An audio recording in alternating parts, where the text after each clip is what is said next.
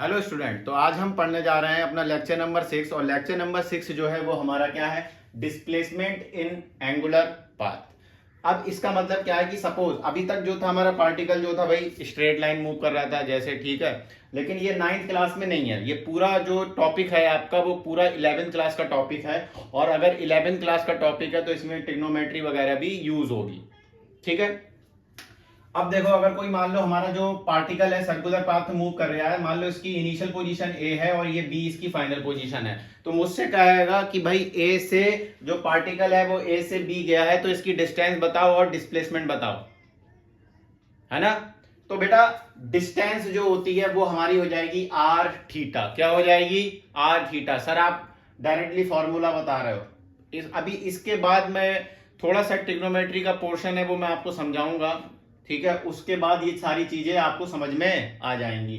Displacement direct याद रख लो, आप लोग 9th क्लास में हो, 2r sin थीटा बाय 2। अब बेटा यहां पे जो थीटा है, यहां पर जो थीटा है इसको हम रखेंगे रेडियन में। और यहां पे जो हमारा थीटा आएगा, यहां पे जो हमारा थीटा आएगा वो किस में आएगा? डिग्री में आएगा, ठीक है।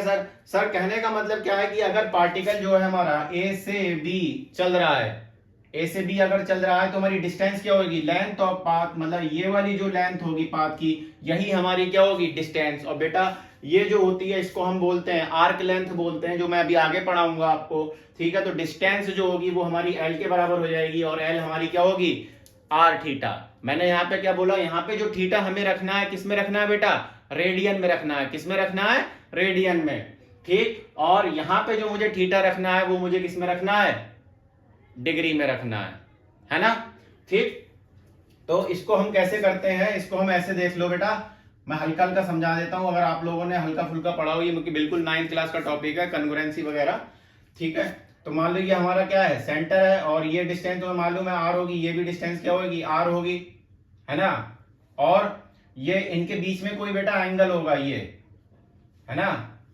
तो ये जो एंगल होगा, और डिस्प्लेसमेंट हमारा क्या होगा? डिस्प्लेसमेंट होगा shortest distance between initial and final position, या फिर initial and final point.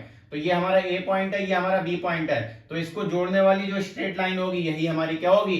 Displacement होगी। तो अगर कहने का मतलब क्या है कि अगर इसके बीच का एंगल बेटा थीटा है, तो अगर मैंने परपेंडिकुलर बाइसेक्टर डाला तो ये एंगल जो हो जाएगा आधा हो जाएगा, है ना। ये आधा हो जाएगा, तो ये दोनों एंगल कंग्रुएंट होंगे, तो वहां से ये वाली जो डिस्टेंस होगी वो मेरी निकल के आ जाएगी आर साइन थीटा बाय 2। अगर मैं यहाँ पे साइन थीटा बाय 2, बहुत डिटेल में हो गया ये, ट्रिग्नोमेट्री मैंने लगाई है, लेकिन अपना इतना मत समझो आप। और ये वाली डिस्टेंस बेटा क्या जाएगी? डबल हो जाएगी, तो ये यहां से हमारा 2r साइन थीटा बाय 2 निकल के आ जाएगा। देखो अपने जब क्लास 10th में ट्रिग्नोमेट्री पढ़ेंगे तब तो हम पढ़ेंगे ही पढ़ेंगे, लेकिन अभी के लिए क्या हमें पढ़ना है? अभी के लिए हमें यह देखना है कि अगर कोई पार्टिकल, ठीक है, हमारा ही मान लो सर्कुलर पाथ है या फिर एंगुलर पाथ है, इसमें चल रहा है, तो अगर मुझसे पूछी कि मान लो कि 60 डिग्री चला तो बताओ डिस्टेंस क्या होगी, है ना। तो डायरेक्ट अपने फॉर्मूला लगाएंगे आर थीटा। मुझसे कह दिया कि डिस्प्लेसमेंट निकालो, कितने कितने एंगल चला है? 60 डिग्री।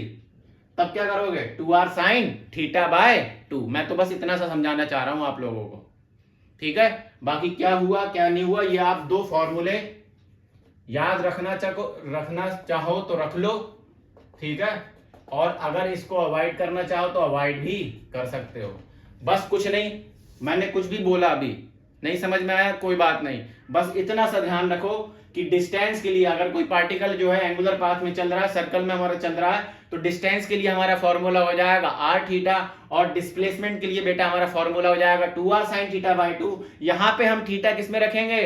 रेडियन में रखेंगे, और यहां पे हम थीटा किस में रखेंगे? डिग्री में रखेंगे। बात आई समझ में? अभी इसके आगे अपने और समझते हैं। बात ठीक है?